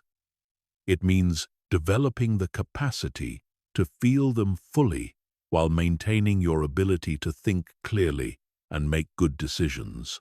The foundation of emotional regulation mastery is understanding that emotions are temporary experiences, not permanent states.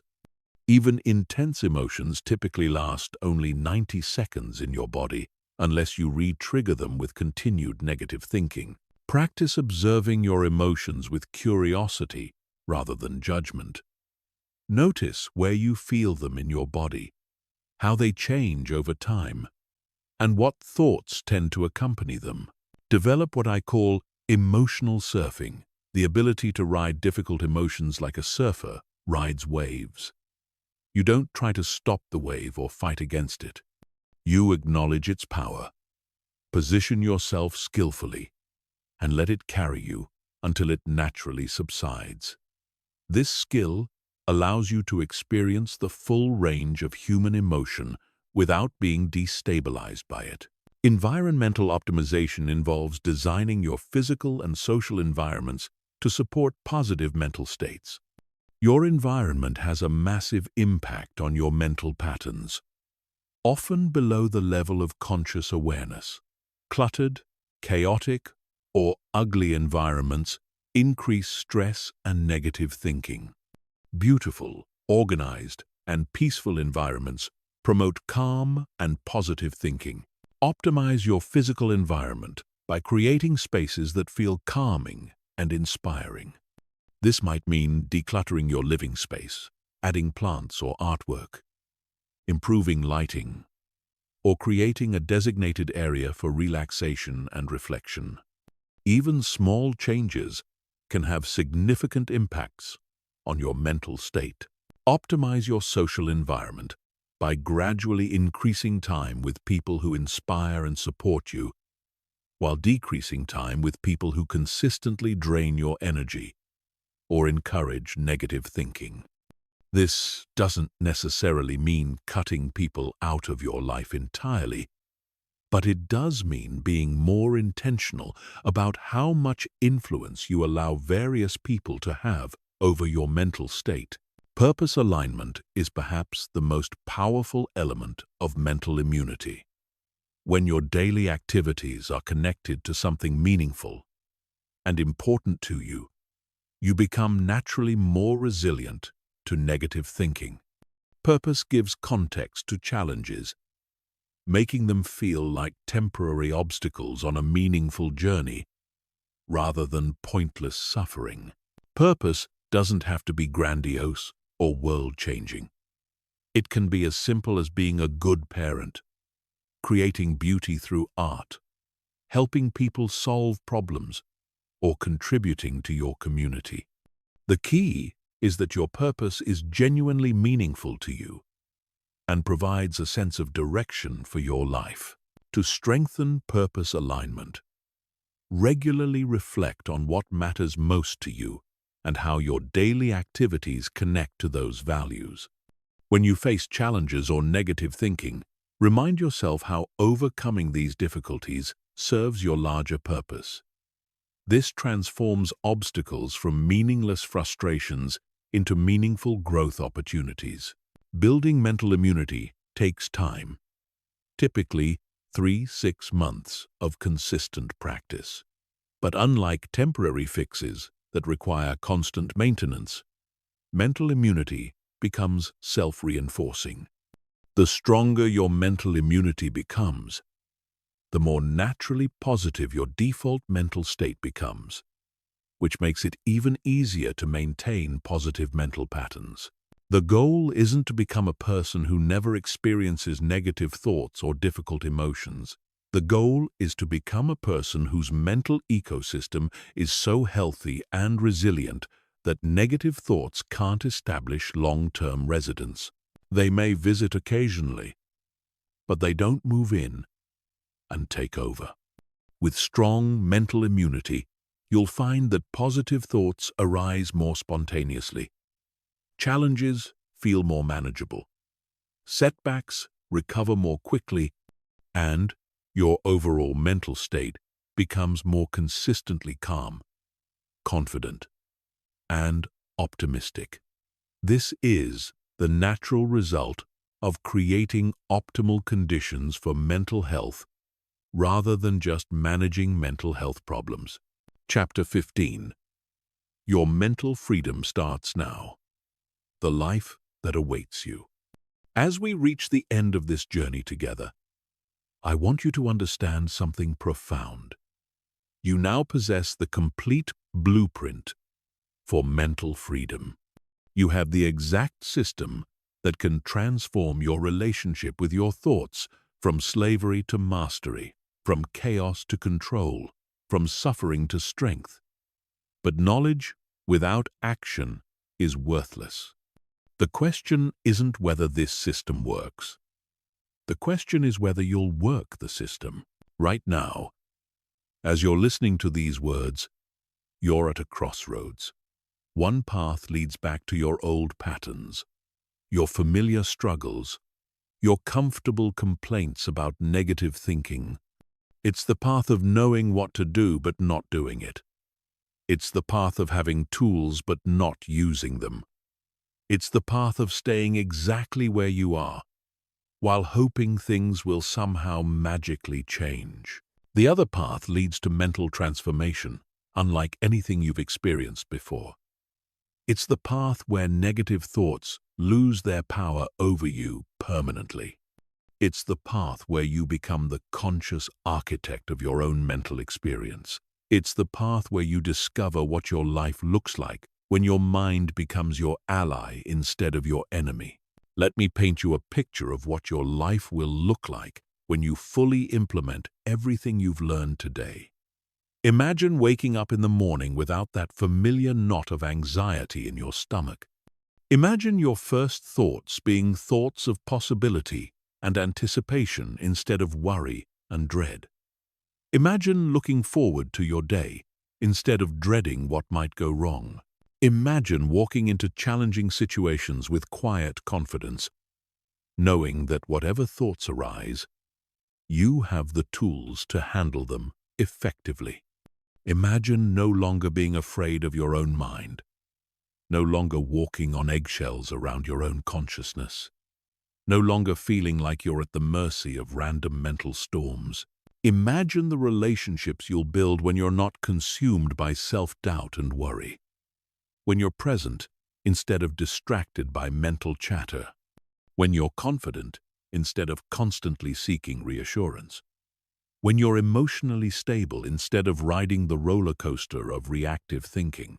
Imagine the career opportunities you'll pursue when you're not paralyzed by fear of failure or imposter syndrome, when you're willing to take calculated risks because you trust your ability to handle whatever outcomes arise, when you present your ideas with conviction because you're not simultaneously arguing against yourself in your head. Imagine the physical health improvements you'll experience when your body isn't constantly flooded with stress hormones from negative thinking, when your immune system can function properly because it's not suppressed by chronic mental stress, when you have energy for exercise and healthy choices because you're not depleted by mental battles. Imagine the creative projects you'll undertake when your mental energy isn't consumed by worry and self-criticism, when your mind becomes a source of innovation instead of limitation, when you start seeing problems as creative challenges instead of insurmountable obstacles. Imagine the peace you'll feel when you're no longer at war with your own thoughts, when your inner dialogue becomes supportive instead of critical, when your mind becomes a place you actually enjoy, spending time instead of a prison you're trying to escape. This isn't fantasy. This isn't wishful thinking. This is the natural result of applying the RESET protocol consistently and building mental immunity systematically. Thousands of people have already experienced this transformation. The only question is whether you'll be next. But I want to be honest with you about what stands between you and this transformation. It's not lack of knowledge. You now have that. It's not lack of tools. You now possess those. What stands between you and mental freedom is the same thing that stands between most people and any meaningful change. The gap between knowing and doing. Here's what's going to happen when you finish listening to this. You're going to feel motivated and inspired. You're going to have every intention of implementing these techniques. You might even practice them once or twice. But then life will get busy. Old patterns will feel more familiar. And there's a very good chance you'll gradually drift back to your old ways of thinking. This is normal. This is expected. This is why most self-help information doesn't create lasting change. People consume the information, feel temporarily inspired, but don't create the systems and habits necessary to make the information permanent. Don't let this be your story. Don't let this be another piece of information you consumed but didn't implement. Don't let this be another opportunity for transformation that you let slip away.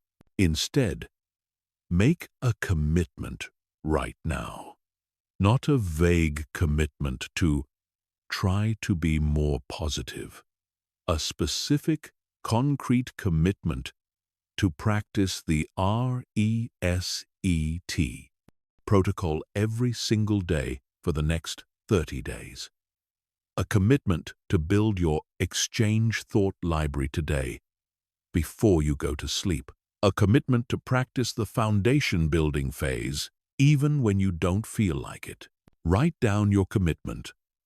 Tell someone about it. Put reminders in your phone. Do whatever it takes to bridge the gap between inspiration and implementation, between knowing and doing, between wishing and achieving. Because here's what I know about you. You wouldn't have listened this far if you weren't serious about changing your mental patterns. You wouldn't have invested this time if you weren't committed to transformation. You have something inside you that recognizes the truth in what you've heard today. Honor that recognition with action. Your negative thoughts have controlled you long enough. They've stolen enough of your joy, sabotaged enough of your opportunities, and limited enough of your potential. Today is the day you reclaim your mental sovereignty. Today is the day you stop being a victim of your thoughts and start being the master of your mind. The techniques you've learned today work. The system you've discovered today is proven. The transformation you're imagining today is possible. The only variable is your commitment to consistent implementation. Your mental freedom doesn't start tomorrow. It doesn't start next week. It doesn't start when you feel more motivated or when circumstances are perfect. Your mental freedom starts right now, with your next thought, with your next choice, with your next decision to recognize, examine, stop, exchange, and transform the patterns that have been running your life. The life you've always wanted is waiting on the other side of the thoughts you've been afraid to change. Stop waiting. Stop hesitating. Stop letting fear disguise itself as procrastination. Your transformation begins now. Your mental freedom starts today. Your new life is one thought away. The power is in your hands. The tools are at your disposal. The path is clearly marked.